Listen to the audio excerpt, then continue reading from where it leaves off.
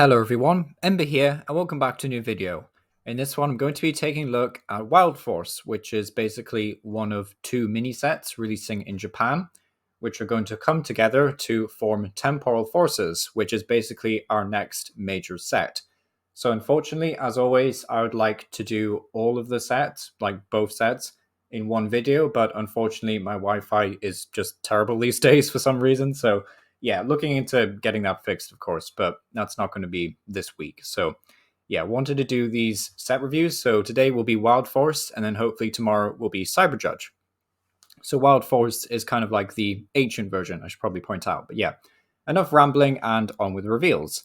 So we have a Rosalia with the ability Poison Point, which is okay if it evolved into something substantial. So if we ever see like a Rosa Raid, like EX or something that's pretty good, then I do think this ability is quite nice to have. There's also a stadium card that we can take a look at later on.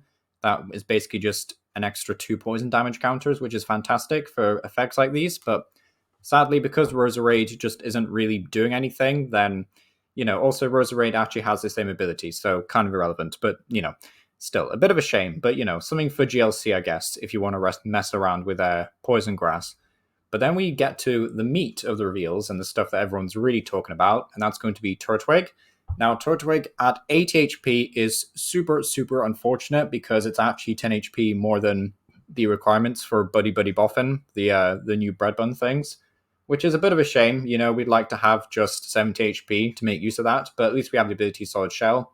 But of course, just having to run nest balls to rely on finding Turtwigs is a little bit annoying, but something to bear in mind. We also have a new Grottle, which is somewhat irrelevant because of the amazing Grottle that we have from Brilliant Stars. But in case, a year from now, then Totara EX gets really good. And then, of course, that Grottle and Totara will rotate in about a year or so. So we'll have to use this Grottle, but, just something worth, again, bearing in mind. But yeah, Totara EX, 340 HP, so already quite a tanky boy. Has the attack Forest March. For 1 grass energy, does 30 damage for each grass Pokemon you have in play, and then Juggle Hammer does 150 and you heal 50 from Totara. A bit underwhelming, to be honest. Everyone looking for a fantastic grass type.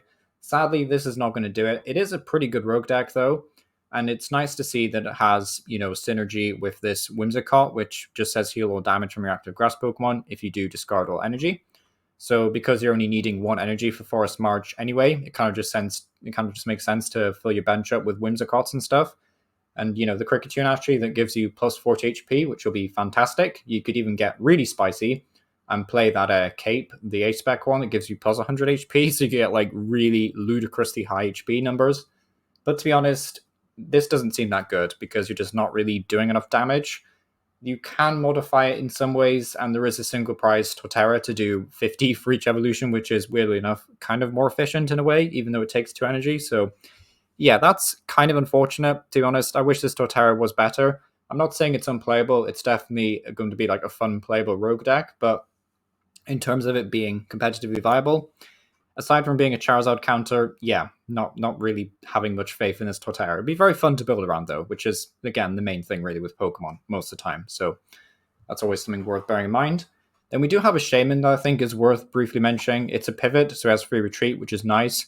Has the attack Pinpoint Dive, it just does 60 to one of your opponent's benched EX or V, which I think in some situations could be quite nice, potentially. It is for grass energy, which makes it a bit more awkward. You have to play this in like a luminous energy style box, but I just thought it was worth bearing in mind. 60 damage, snipe anywhere, could be used to finish something off. Just thought it was worth, mentioning. So yeah, that's that out of the way. Then Whimsicott we mentioned earlier. Aside from Totara, I don't think this card is very good. It's just taking up unnecessary bench space. You will, of course, also have to deal with the fact that you can't really reset it, like you can't remove it because there's no scuba net. You could use Professor Tourist Scenario, but that's just so awkward when it's not drawing you any cards. So yeah, I don't think this card is fantastic, but definitely a fun partner for Totara. So yeah, yay, cool. We also have a new Heatmore, which is sadly not doing enough damage, has a very expensive attack, and has a negative effect. You see, I thought this was for each Tails discard energy from your opponent's active Pokemon, which would have been very cool and fun to see. But sadly, no, it's just from Heatmore, so yeah, sadly a bit bulkish. Then we have Scorch, which for 2 fire energy does 180, and your opponent's active isn't burned, this attacker does nothing. Now, admittedly, 180 for 2 energy is very efficient. It's nothing fantastic because, there's just so many better basics that can do more damage for less effects. Like Cloth, for example, does similar damage and is a basic. But, Sandy Scorch, I thought was just worth bearing in mind. There is a Macargo, actually, from, I think it's the next set, so Wild Force, which does say that when your opponent moves something from the bench to active, they're now burned. So there is ways of doing this and making it work, but it's still a lot of work just to do 180 plus burn, which is 200, I guess. So it's not terrible, but again, it's nothing great. Maybe in like a burn GLC deck, because sure, there's one of them now. But yeah, there is ways of playing it at the very least. A fun meme deck as well. But we have Gouging Fire, which is honestly one of the scariest cards from this set, I think, coming out. 230 HP, so already quite bulky, not including the Ancient Booster Capsule, of course. Has the attack Exploding Flare for 2 fire and a colorless, does 260. And this Pokemon can't use Exploding Flare again until it leaves the active spot. Now, this effect of not being able to use it again kind of sucks, but to be honest, you're probably not living more than 1 or 2 turns anyway. And if you're playing like 2 to 4 switches, then this effect really shouldn't be too much of an issue, I'd say. So yeah, the effect itself is alright, can be got around with. And 260 damage is so much damage to be doing. Now, we do have stuff like Volcanion to charge up energy, which does deal 20 damage. So that's why I mentioned Volcanion. It's not irrelevant. It's not pure bulk. You could use Volcanion, just saying. Or you could use something like Chi-Yu, which doesn't do the damage, but does accelerate the energy and can also be used as a backup attacker. You could, of course, just play this with other ancient Pokemon in like a Professor Sada style box deck, maybe, but to be honest, I think this could survive on its own without many other Pokemon. I think I think there's enough potential here. 260, it's a lot. It's a lot of damage. So yeah, Chien-Pao, dead. Roaring Moon, dead. Yeah, I definitely think this one is, it's a good card. Definitely worth keeping an eye on. Then we have a Totodile with 70 HP, which is important because it means we can use Buddy Poffin. Then we have Feraligatr, which is, or Feraligatr, my pronunciation won't let me pronounce it. But basically, this is a stage 2 that has basically everything going for it. And if this stage 2 fails, then I think we can probably just give up on stage 2s at this point. So it has 108 HP and the ability Torrent Heart that says once your turn, you may place 5 damage counters on Feraligatr. If you do, this Pokemon's attacks do plus 120 damage. So Great Wave goes from doing 160 to 280, which of course will KO V-Stars. It'll KO basically any Pokemon EX, even with some modifications to HP. It's just going to KO so much, even though you can't use Great Wave during your next turn. I mean, who cares? It only has 180 HP, so you're getting KO'd by most things anyway. It is for 2 energy, which sucks that we lose Raihan to rotation, so you'll have to find another way of ramping energy, either with Palkia or like Energy Sticker. But I do think there has to be at least some potential in a stage 2 single prize Pokemon that can do that much damage. It's an awful lot of damage to be doing, and I just feel like there has to be some potential here. I just feel there should be some potential here. There has to be something. But either way, it'll be a very fun deck to put on release. Can't wait to try this one out personally. But yeah, hopefully it's not pure bulk. But yeah, hopefully. Then we have a Sharpedo, which is the obligatory meme deck from this set. I feel like every set should have a meme deck, really. And Sharpedo is going to be the meme deck for this set. Flip 3 coins, for each heads, discard a random card from your opponent's hand. It also does 50 damage, which is nice, so you're not only just relying on the discard your opponent's hand strategy, you can also use the discard a random card and also do damage and take prizes. So this is pretty good. It means if you can get Judge involved, I don't know actually if Judge survives rotation, hopefully it does, but either way, like Iono in the late game is also just as bad. But either way, you do one of those things, and then you start flipping some coins. Hopefully you get enough heads, and you just destroy your opponent's hand and remove all their resources. Could be a fun meme deck, just saying. Could be a fun one. Then we have a Keldeo, which is basically just ripped straight out of a theme deck. Bit of a shame that we don't have theme decks anymore. Then we have a Frostmoth, which is always nice to see. I love that Pokemon. Freezing Cold for 2 water energy does 100 damage, and during your opponent's next turn, defending Pokemon can't attack. Not great, just because your opponent can just like switch out or play a switch card, and it's just, yeah, it's not fantastic. Either way, even if you could strand something for 1 or 2 turns, you're also just doing 100 damage, which isn't a lot, so you're still like 4-shotting a Charizard, for example. Yeah, doesn't seem very good, but it's there as another meme deck if you want to try it out. Then we have a Wiglet, just on its own because the Wug Trio is Lightning type. We have a Finzian, which is unfortunately inferior to the Finzian that has the evolution and switch to the bench attack from, I think it was Obsidian Flames that Finzian came out. But yeah, that was a far better Finzian, so play that one. But yeah, we have this Palen, which has 150 HP, so quite nice for stage 1. Vanguard Punch does 130 and then 10 damage to itself, each damage counter on it. And the other attack is just flip 2 coins. So yeah, we're here for the first attack. 130 for 1 energy is pretty efficient, not gonna lie. However, the effect of doing 10 damage to itself for each damage counter on it, and the fact that, you won't be able to do any more damage than 130, there's no real ways to like modify this outside of Defiance Band, just seems like an awful lot of work. I know there is some kind of budget deck to be had out of this card, but honestly, it just seems a bit underwhelming, especially when the other Palafin for 2 energy does 210 damage for a pretty easy effect to meet. Admittedly, 2 energy is a lot more than 1 energy these days, and this will be a lot more consistent, but yeah, I'm not sure about this Palafin. Let me know what you think down below, but could be a fun budget deck. Then we have Walking Wake EX, which is one of the new cards that I think is being slept on a little bit because it's not strictly as good as Roaring Moon in some ways, which I think that's what's putting people off this card. But I do think it has some decent potential. So the ability Cerulean Pulse allows it to go through any effect. So Mimikyu, goodbye. Then Catharsis Roar for 1 water and 2 colors does 240 if your opponent's affected by a special condition. So 240 for 3 energy. That's pretty good. That's going to kill like all of the relevant basic EX and Vs. So fantastic. Even more fantastic if it's paired with a Brute Bonnet, because then you go from 240 up to 250 with the Brute Bonnet and the poison. And there's even the new stadium that will increase poison damage. So at that point, you're doing 270, I believe. You can even get Hisuian Sneasel involved to go all the way up to 290. I know that's like very convoluted in theory, but it's just an idea, I guess. It's something you could toy around with. So yeah, doing 240 or 250 in theory with poison, like even if you had to use double turbo to help pay for Catharsis Roar because you probably don't want to rely on just Sada, then I still think this card could be pretty good. If not in a Roaring Moon deck, then maybe in its own style deck. Could be with Arceus or something because that's already playing double turbo. Just ideas. Just ideas. Could be fun. Then we have Wugtrio, which sadly isn't very good. Okay, don't tear my head off for saying that, please. But I don't think Wugtrio is very good, sadly. It will be a fun deck to play, though. Don't get me wrong. I like that we're getting more and more rogue stuff and not just pure bulk, but still. It's definitely on the rogue side for Wugtrio. So it's a Terra type, which is better to have Terra type than not, really. It's just a free buff. Tricria Pump, don't know what that means. For a single energy, discard 3 energy from your hand. Choose one of your opponent's Pokemon. 60 for each energy you discarded. So potentially up to a 180 snipe, which sounds pretty good, especially considering that we lose Manaphy next year at some point in 2025. I know that's a long way off, but just something worth bearing in mind if you want to look to the far, far future. We could, of course, see additional bench protection printed between now and then. That's better, but just worth bearing in mind. Also, some matchups, your opponent's not going to get a Manaphy down in time, and you can just Tricria Pump. Unfortunately, being a stage 1, your opponent will likely see this attack coming, and therefore seek out their Manaphy, but I just thought it was, a worthy card worth mentioning.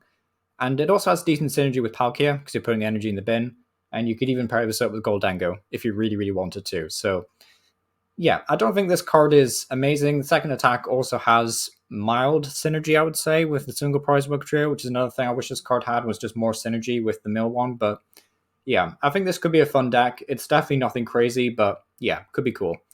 Then we have Azumarill, which is the first card that I think I can safely say, yeah, I'm just going to skip over that. We have a Bronzong, which is pretty interesting. As the attack Evolution Jammer, does 30 damage, and your opponent can't play any Pokemon for his or her hand to evolve his or her Pokemon during his or her next turn. So, yeah, very wordy.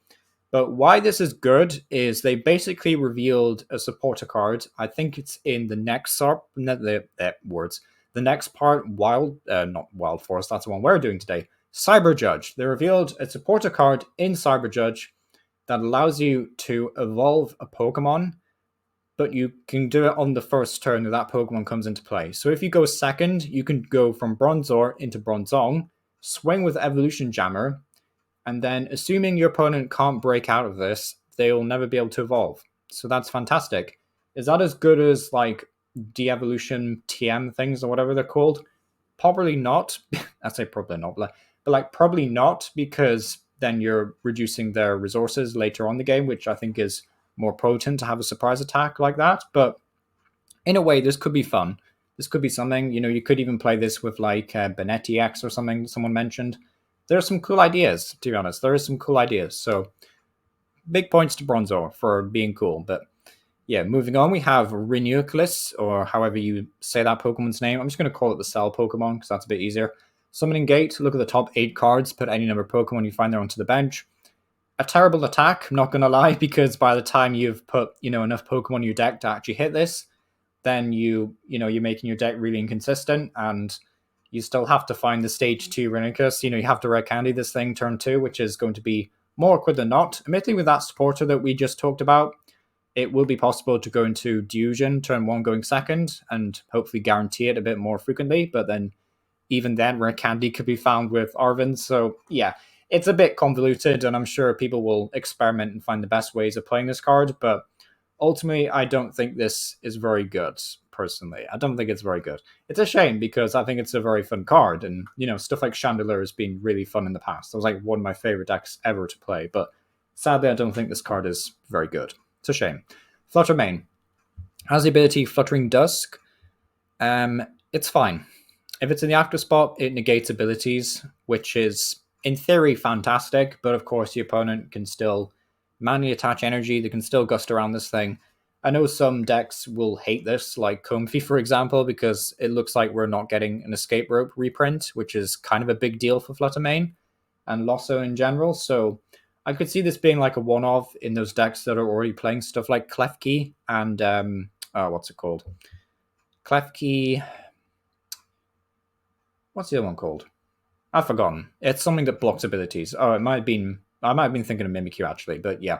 Also, I've just realized this only affects your opponent's active Pokemon, not just all their Pokemon. Yeah, this card is kind of bad, in a way. I don't know. I don't know how to feel about this. It could be cool. Maybe this is a new God of War partner to make that deck work post-rotation. But yeah, just a thought. Then we have Relincanth. So happy that we're actually getting a good Relincanth card for some reason. I'm very happy about that. It has the ability Deep in Memories. Evolved Pokemon can use attacks from its previous evolution. Cool. It's just a fun ability to have in the game. It just means that if there's any cool stage 1s or even just cool basics, then we can make use of them, and EX Pokemon will be able to take advantage of their basic evolving attacks. Just something cool. We have to look back at all the basics and stage 1s we have now and think about how we can use them. But yeah, cool ability to have. Golett is a Golett. Golurk has some... Honestly, I think we can zoom in on this one because it's fantastic artwork on the Golurk. Sadly, the attack is not fantastic. 120, and if they're a V or an EX, it does 240 instead. But for 4 energy, where are you getting the energy from? Probably Garchomp EX. Just play Garchomp EX on its own. It's probably better. But if you really, really wanted to play a Golurk deck, you can. It's there. It's an option. We also have Mudsail, which is okay, admittedly, for GLC. That's something I should have been doing when I was going through this video, is looking at cards in terms of GLC, but I suppose we can do that in a future video anyway. But yeah, Mudsail I think is definitely best in GLC as opposed to standard, but just a choice if you really want to. Same goes for Colossal. I think this card is way better in GLC than it ever will be in standard. But yeah, 40 damage for a single fighting energy, and then 80 more for each fire energy attached to Colossal. So even if you have 2 fire energy on there and 1 fighting, because this attack isn't already awkward enough to pay for as is, you're only doing 200 damage for 3 energy. So yeah, this card is pretty brutal, which is a shame, but it's kind of funny. And we have Great Tusk for 2 colors, Crust Collapse. Discard the top card of your opponent's deck if you played an Ancient Supporter card, which, spoiler, is probably going to be Professor Sada's because we have to power this thing up. Then discard 4 cards instead. So that's actually pretty potent, and this is quite tanky as well, 140 HP. I think there's something here. Now, I don't think it's going to be very good until we get like another really good control piece, but honestly, I don't think this card is terrible. I think there's some potential here. Maybe nothing too crazy, but some potential. Could be cool. Then we have Ekans, which exists. Then we have Arbok, which is truly one of the Pokemon cards of all time, just a card.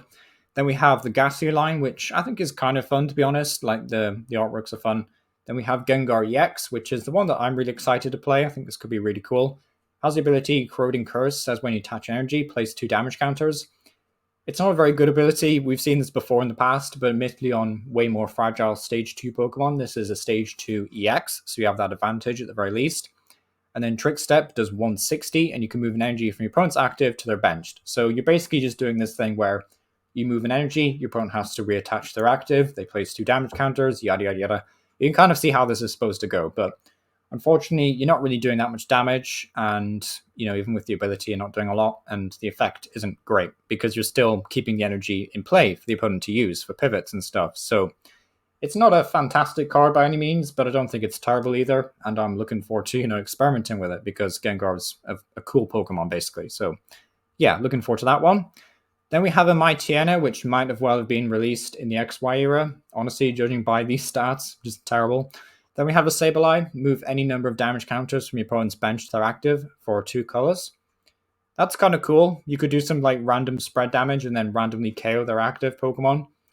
Just a thought. You can also move any number, not all, so you can in theory just sprinkle loads of damage quickly, hopefully, and then move all that damage to active, or half of it, I should say. So there is choices at the very least. But yeah, we have Roaring Moon here, which is okay, 70 damage, then 10 more for each ancient card in your discard pile. Honestly, we don't have too many great options outside of the Sadas that you'll have to play to power this up, as well as Dark Patches. You also have like the Ancient Booster Capsule, Earthen Vessel will help a bit. So I guess there is some semi-decent options. There's also that Drum of Awakening card that's an A-spec, but yeah, you're not really doing a lot of damage, which is my main gripe with this card. Like, even if you bin like 10 different cards, it's still only doing 170, so I say that like it's nothing, but yeah, I don't think this card is fantastic. Yeah, nothing too crazy. Then we have Koraidon with the attack Primeval Battering for fighting colors, does 30 for each of your ancient Pokemon in play, and then Shred. So 30 for each Pokemon in play that's an ancient. I don't think that's terrible, to be honest. I think there's some decent rogue deck potential here. Of course, it's nowhere near as good as Roaring Moon itself, really, but just as a deck, it's fine. It can exist. It's one of those things where it's like it's neither great nor bad. It's just kind of existing. So same goes for Roaring Moon. I think these could be fun decks to have, which I think a great Tusk as well. Actually, cool basics, basically. Cool basics. Raging Bolt EX is another card that could either be really, really broken or terrible, and I don't know which yet. I still don't know which yet. I really wanted to have a stronger opinion of this card by now, but I just can't seem to form one. So 240 HP, very, very tanky for a basic. It also means that Booster Capsule will take you up to 300, which is wild. Bursting Roar is a pretty okay attack, but Extreme Ascent is the main talking point here. 1 Lightning and a Fighting. You may discard any number of basic energy, and you do 70 for each card discarded in this way. So the card is fantastic for TM Energize, which is one that accelerates 2 energy going second, which is fantastic. You also have Sandy Shocks EX to ramp an energy, you have Professor Sada to ramp 2 energy. You could even use Generator if you really wanted to and play like Iron Hands, which is what I've been trying to do in testing. But I think that's just ended up being a bit too much to manage and a bit too clunky. So yeah, I'm a bit cautious that this thing might not be that good, but I want to try like an energy sticker build next with no Iron Hands, just like Raiden Greninja. Go for a bit of like a turbo build, I guess. But yeah, I think this card will be very fun regardless, but I'm concerned about how competitive it will be basically. Then we have a Noctowl, which is like GLC colorless control stuff. It's not really anything crazy for standard. We also have a Dunsparce, which can shove itself back into the deck to draw 3. I don't think this is terrible. It's not great, but at the same time, it depends. Does your deck have enough room to play about a 3-3 line? Because if you're playing a 2-2 line, that's probably going to be pretty difficult to chain Dunsparces. At the very least, it has free retreat, which is really nice, actually. It's a lovely pivot to have. But at the same time, the shuffle back into the deck is only after you've drawn 3, so there's no risk of just drawing straight back into Dunsparce, which would be funny, but yeah, I still think this ability is cool, but it's like, it's all right. It has a decent synergy with the supporter. What's it called? Codebreaker? Maniac or something? Codebreaker? Yeah, one of those ones. Then we have a Chatot, which is search your deck 3 basics, put them onto the bench.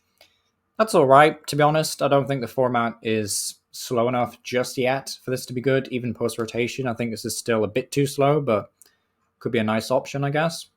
Then we have a Mincino, which is fine. I'm still pretty sure we have the core family one, but yeah. Then we have Cincino, which does 70 damage for each special energy attaches Pokemon. This could be quite fun in GLC. There is, of course, the Cincino that discards 1, draw 2, which is strictly better, maybe, but still, a fun attack to mess around with. You could also, like, make use of, I guess, Odd Chops in Standard and do something weird with this, but yeah, could be fun, I guess. Order Box, scrolling too far there, but you can have a look at these if you want to. Order Box, search your deck with 2 item cards, your turn ends. It's okay, could be used to find rare candies, just saying, as well as A-Specs, which is also worth mentioning, but you do have to be careful about stuff like Iono. Awakening Drum, draw a card for each of your ancient Pokemon in play. You may play as many items as you like during your turn. I think this card is alright. I don't think it strictly replaces Prime Catcher necessarily in Roaring Moon, and the reason I say that is because late game you might find with Roaring Moon that you want to use Dark Patch and Sada to a benched Roaring Moon, and not necessarily, not necessarily just want to draw cards as much, but just kind of gust something up and then switch your active with, your bench. So I do kind of think that's a very convoluted way of saying I think Prime Catcher is just a better card overall, but still, I don't think Awakening Drum is by any means terrible, and certainly for those rogue decks and cheaper decks we talked about earlier, this would be a fantastic option. So, oh yeah, and Raging Bolt, because that's a turbo deck anyway, but yeah, a very cool card nonetheless. Have to experiment with this at the very least. Then we have Buddyfin, which is objectively one of the best cards in the set. Search your deck for up to 2 basic Pokemon with 70 HP or less and put them onto your bench. So they don't go to your hand, which is important, so you can't combo it with like Earthen Vessel and stuff like that, or like United Wings, I should say. But 2 basic Pokemon with 70 HP or less, that's why Turtwig was kind of annoying, but yeah, a very fun card, and certainly an unfortunate buff to Charizard, I guess, for some reason, but yeah, it exists. We also have Emergency Board. So this is our obligatory retreat cost removal tool card, I guess, now. Retreat cost is decreased by 1 colorless, which is fantastic. But if that Pokemon has the weird niche thing of having 30 or less HP, it has no retreat. I think this is way too niche, to be honest. I think this should have been like 40 or 50 HP. Maybe that would have been too much, but yeah, I still think this will see play, of course. Lost Zone will absolutely love this card. It's definitely going to help that deck a bunch, but yeah, it just means that you can emergency board and then not lose the energy or stuff. But yeah, fantastic card. We'll see play. Atrium Booster Capsule is here, apparently. I guess it's getting a reprint. And then we also have Maximum Belt. So this was the last A-Spec to be revealed. Unfortunately, it was leaked a few days ago, so that was a bit spoilery, I guess. But attacks used by this Pokemon this card's attached to do plus 50 to your opponent's active EX. So I've seen a lot of people kind of bash this card online already. I don't think it's that bad, and I'll tell you why, because some Pokemon just fall short of a bit of damage. Like that Torterra that we looked at, sometimes that thing's only going to be doing 120 or like 150. With this, it could start 2-hit killing things. Same goes for Goldengo, Chien-Pao. There'll be times where you're just not really doing enough damage. You can also just put this on any Pokemon as well, which is fantastic. So single prize option, like that Palafin's now doing 180, for example. Just a thought. So yeah, just think it's a cool card. Definitely a fun one to mess around with. Even if, it's obviously not as good as Prime Catcher. Then we have Explorer's Guidance. Look at the top 6. Take 2, discard the other 4. Could be good in turbo decks. That Raging Bolt, I think, was a good example of where Explorer's Guidance could be cool. Just a thought, I think this could see play in some regard. Then we have Erie, and Mortys Conviction. Erie says look at your opponent's hand, choose 2 items, discard them. I think this is alright. It's definitely a Snorlax control kind of centerpiece, but yeah, it's not terrible by any means, but yeah, definitely more of a control thing. Then we have Mortys Conviction, which says discard a card from your hand and then draw a card for each of your opponent's benched. I quite like this card. I think it has good synergy with discard decks. Also, it's just kind of like extra draw power for stuff like, what was it? We mentioned it earlier, the Night March deck. Famigo, United Wings. Yeah, that's the one. So it's kind of like more draw power for that. It's also good in stuff like Roaring Moon, where you just want to draw more cards into the hand and build a bigger hand, essentially. But if we're ever like strapped for draw supporters, then I guess Mortys Conviction can come in there and help out a bit. And then the final cards, we'll not talk about Neo Hyper Energy because I've talked about that a whole bunch already. But we will finish this video on a very scary card that is essentially a spiritual reprint of Vibran City Gym. And for those of you who didn't play back in the XY era, that was a very, very, very, very powerful card. I said XY there. I think it was black and white. But yeah, Very, very powerful card with Toad Lasers more specifically. So yeah, very scary to buff poison damage, but right now I don't think there's any Pokemon that are really buffing poison damage, so it's not really that scary, I guess. There's like Brute Bonnet is probably the most classic example right now, but yeah, this could be a very, very scary card. Also, worth pointing out, the artwork is amazing, so yeah, just get them for that alone. But yeah, this has been our power. Hope you enjoyed this very long video. Hopefully it does upload in the end, and if not, I'll have to do a shorter take. But yeah, it's been our power, and thank you for watching.